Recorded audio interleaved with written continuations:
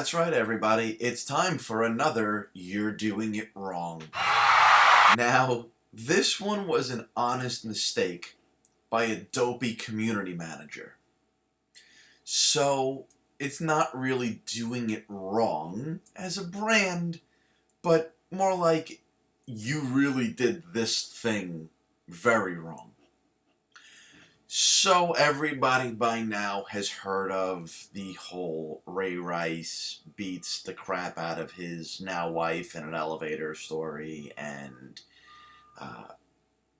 domestic abuse has been in the news and all that, and we're not here to talk about who did what, who's wrong, how they're wrong. That's not at all what this is about. But as a result of this story, domestic abuse has been on the rise. It's been trending. And there was a hashtag, why I stayed. And people in abusive relationships have been talking about why they stayed during issues of domestic violence. Sometimes people are defending the decision to stay, and sometimes people are justifying it, and other times people are coming out from a lessons learned perspective. I stayed because I couldn't face what was happening to me. I stayed because I didn't want to be a statistic. Whatever the case may be.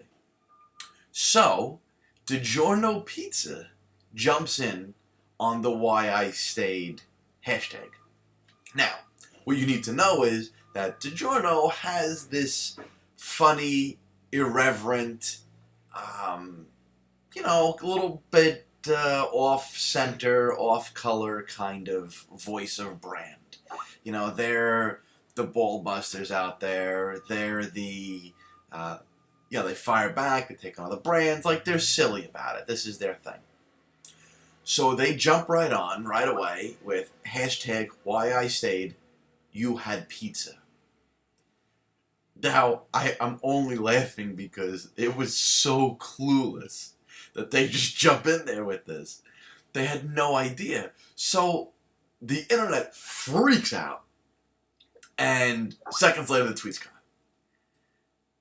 Luckily, I have it to show you, so here, take a look. You can see it here. Okay, so there's that.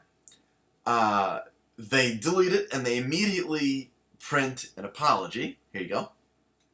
1 million apologies, did not read what their hashtag was about before posting. So they just see why I stayed, and they see the ability to, well, who wouldn't stay for pizza? Oh, wait, what are we staying for? An abusive relationship. Oh, shit. We shouldn't have said that. We really did that wrong. Now, they admitted it, and they took it down. They replied to everybody individually, everybody that complained.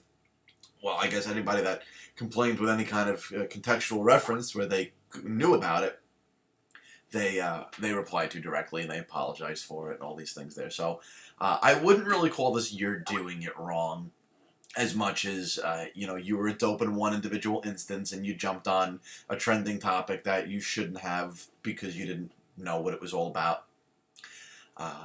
But this is the danger of choosing this irreverent kind of voice of brand. You always have the possibility to overstep that line.